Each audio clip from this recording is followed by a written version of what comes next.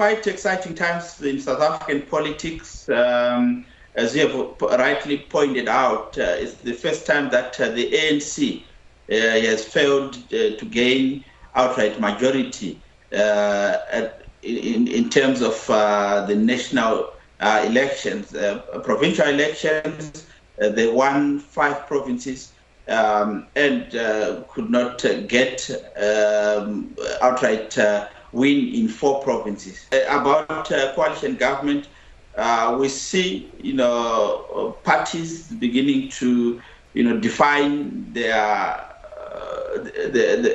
positions in as far as coalition talks are concerned. What does this mean for these other parties coming into this quote-unquote marriage of convenience? They have an opportunity to demonstrate to South Africans that they are capable of working and producing results in whatever portfolios they are going to get. The public will be watching them. We've seen examples previously in other countries, in neighboring Zimbabwe, where Morgan Tsvangirai joined a coalition with the later President Robert Mugabe. We saw it in Kenya, where Raila Odinga and Mwai Kibaki joined these coalitions, but at the end of the day, they did not work. They failed to actually function. What is so unique about this experiment in South Africa? The political parties that are likely to get into the coalition government, they have, opposing ideologies. If you look at the Democratic Alliance, it can be characterized as a party that is on the far right. And if you look at the ANC, it can be characterized as a party that is on your immediate center, on your immediate left.